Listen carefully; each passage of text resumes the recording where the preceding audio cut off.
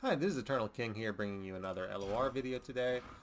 So I wanted to give you a final standard update as it stands right now in LOR. So obviously there are no more planned expansions for the time being.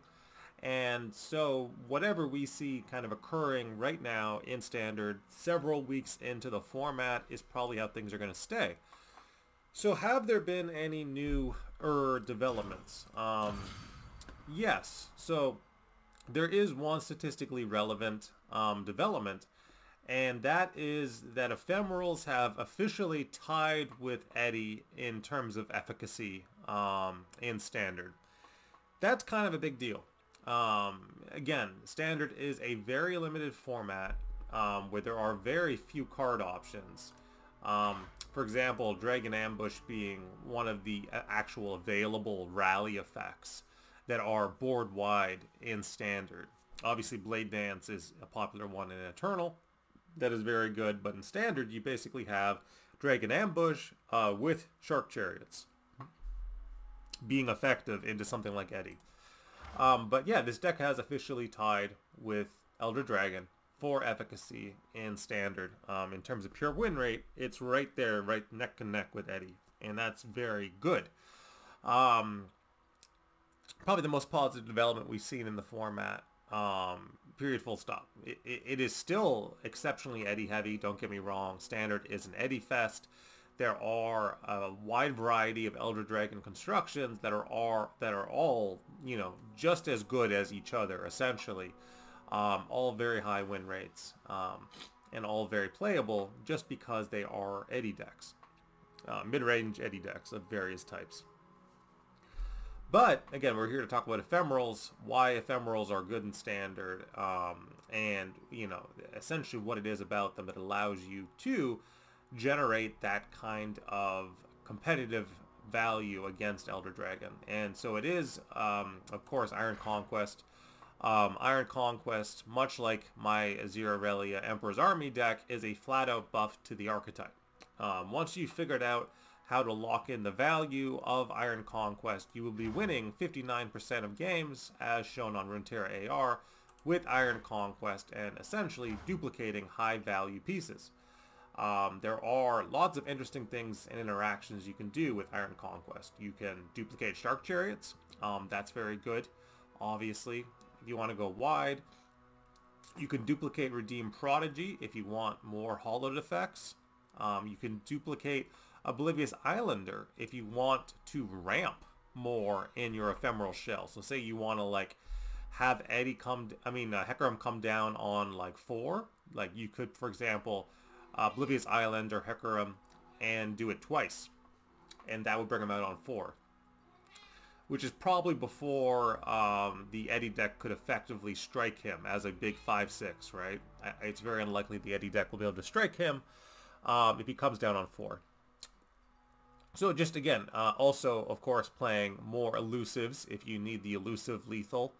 That's also something you can do with Iron Conquest. If you need more stage hands, that's something you can do with Iron Conquest.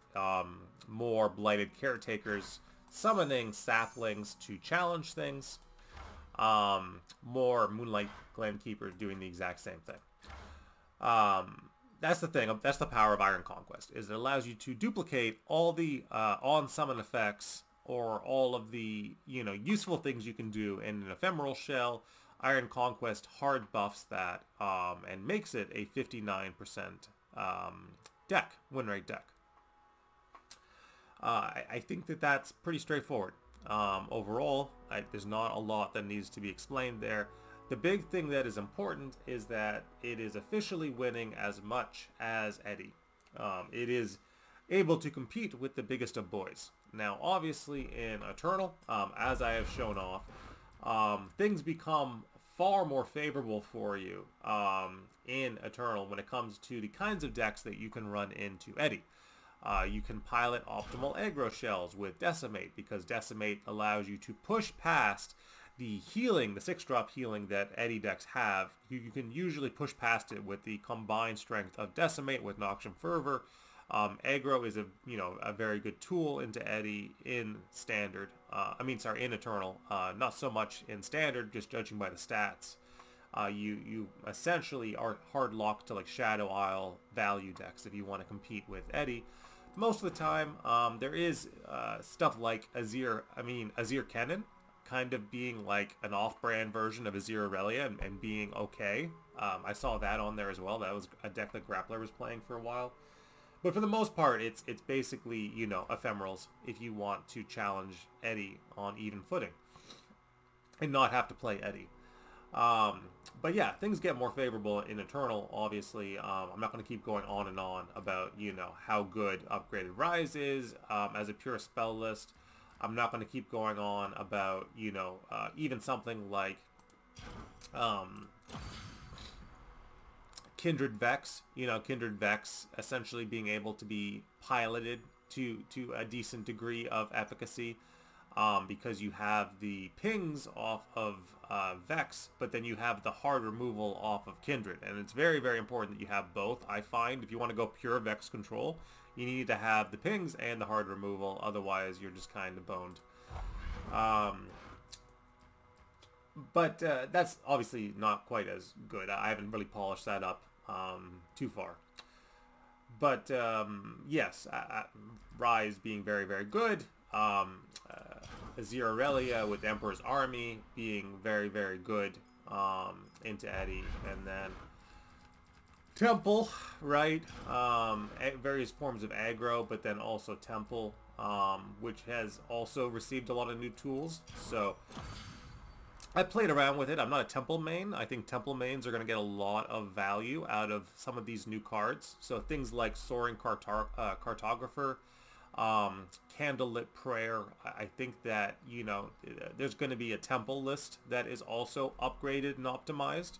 Similar to Rise, similar to Azir Aurelia. The upgraded and optimized Temple list will be something that I think comes out inevitably from these new cards. Candlelit Prayer and then Soaring Cartographer. I think Soaring Cartographer is probably the better one, but then, yeah, there's also Candlelit Prayer.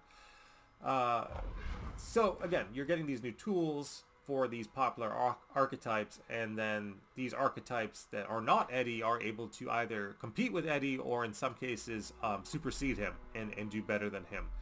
And even in the case of Ephemerals, there are a few tools that you get access to, I believe, in Eternal that you don't get access to in Standard. So even that deck, that is the only deck that is properly competing with Elder Dragon. So even this deck gets a few tools thanks to Eternal. That's it for today. Just a short video I wanted to talk about. This is probably like the last standard update I do in terms of like what's happening. And so we can just say, 59% win rate. Essentially just as good as any standard Eddy, any standard Eddy construction. Ephemerals is just as good as that. It'll compete on even footing. And then in Eternal, you have decks that will compete with Eddy on even footing. That they actually supersede Eddy in certain respects. I would argue that they are better than Eddy, thanks to the new expansion. This is Eternal King, signing out.